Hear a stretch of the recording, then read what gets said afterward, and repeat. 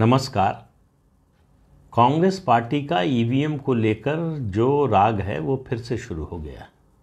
अभी नतीजे घोषित नहीं हुए कर्नाटक विधानसभा चुनाव के। जितने एग्जिट पोल आए हैं सब कांग्रेस को जीतता हुआ दिखा रहे हैं। इसके बावजूद कांग्रेस पार्टी ने ईवीएम को लेकर सवाल उठाना शुरू कर दिया है। कांग्रेस के प्रवक्ता, राष्ट्रीय प्रवक्ता रणदीप सुरजेवाला ने कहा कि चुनाव आयोग ने कर्नाटक में वो इलेक्ट्रॉनिक वोटिंग मशीनें लगाई जो साउथ अफ्रीका के, दक्षिण अफ्रीका के चुनाव में इस्तेमाल की गई थी, और उनका जो है रीवैलिडेशन और रीवेरिफिकेशन किए बिना जो है इन मशीनों का इस्तेमाल किया जा रहा है। अब ये अपने आप में बहुत गंभीर सवाल है। अगर ऐसा चुनाव आयोग ने किया तो पूरे चुनाव की जो है वो पारदर्शिता जो है वो खतरे में पड़ जाती है, उसकी निष्पक्षता खतरे में पड़ जाती है। चुनाव आयोग 2 दिन चुप रहा। चुनाव आयोग की ओर से आज बयान जारी हुआ।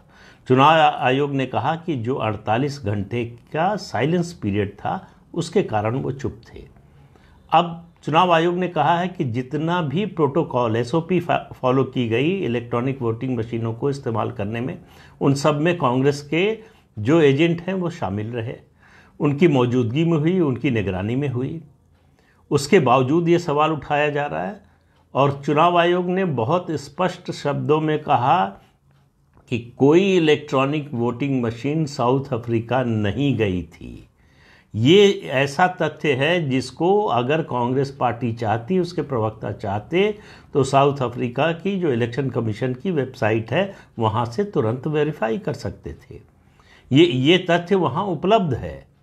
इसके अलावा चुनाव आयोग ने कहा साउथ अफ्रीका छोड़िए, किसी भी देश में हमने अपनी इलेक्ट्रॉनिक वोटिंग मशीन नहीं भेजी और न ही किसी देश से हमने इलेक्ट्रॉनिक वोटिंग मशीन खरीदी है।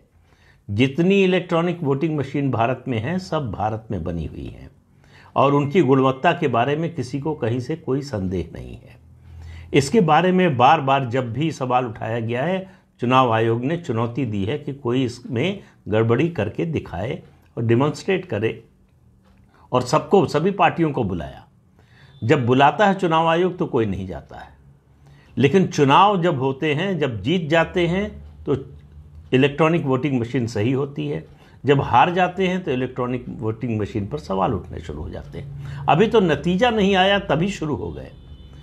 चुनाव आयोग यहीं तक नहीं रुका। चुनाव आयोग ने कहा कि इस राष्ट्रीय पार्टी को अपनी प्रतिष्ठा को बनाए रखने के लिए ज़रूरी है कि वो बताए कि उसके सोर्स कौन से हैं। किन सोर्सेज ने उसको बताया कि साउथ अफ्रीका ये मशीन भेजी गई थी, वहाँ से आई, वो कर्नाटक के चुनाव में उसका इस्तेमाल हुआ, और कहा कि इन सोर्सेज को एक्सपोज करना बड़ा ज़रूरी है। बताए कांग्रेस पार्टी कि उसके सोर्स क्या है, किसने उसको ये जानकारी दी, ये झूठी जानकारी दी। उसके अलावा चुनाव आयोग ने कहा कि 15 तारीख की शाम 5 बजे तक जवाब चाहिए। ये कांग्रेस पार्टी को चिट्ठी लिखकर चुनाव आयोग ने कहा है कि 15 मई शाम 5 बजे तक इस पत्र का जवाब आना चाहिए। देखते हैं कांग्रेस पार्टी क्या जवाब देती है। 13 को रिजल्ट भी आ जाएगा, तो कांग्रेस पार्टी को बताना पड़ेगा कि आखिर उसके सोर्स कौन थे जो ये कह रहे थे कि ये मशीनें, इलेक्ट्रॉनिक वोटिंग मशीनें जो है साउथ अफ्रीका के चुनाव में इस्तेमाल की गई थी, वो वहाँ से लाकर जो है कर्नाटक में इस्तेमाल की जा रही। ऐसा झूठा प्रचार, मतलब कोई ऐसी बात कहें जिसका कोई तो ताल बने, कहीं से कोई सत्यता की गुंजाइश बने।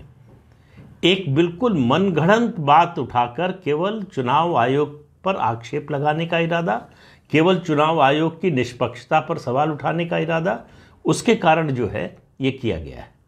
तो इससे एक बात साबित होती है कि कांग्रेस पार्टी अपने पक्ष में दिख रहे जो एग्जिट पोल कम से कम कह रहे हैं, अपने पक्ष में दिख रहे माहौल के बावजूद डरी हुई है। उसको लग रहा है कि वो कर्नाटक का चुनाव हार भी सकती है। तो इसके लिए पहले से तैयारी की जा रही है कि इस हार का ठीकरा किसके सिर फोड़ा जाए। जीत का सेहरा किसके सिर बंधेगा ये तो पहले से तय है। हार का ठीकरा किसके सर फोड़ा जाए इसकी तैयारी हो रही है। और चुनाव आयोग को मुझे लगता है कि इस मामले को ऐसे छोड़ना नहीं चाहिए। चुनाव आयोग की निष्पक्षता पर सवाल उठाने, किसी संवैधानिक संस्था की निष्पक्षता पर सवाल उठाने का मामला उसकी तह तक जाना चाहिए और उसकी सच्चाई को उजागर किया जाना चाहिए। तो आज के अंक में इतना ही। नमस्कार।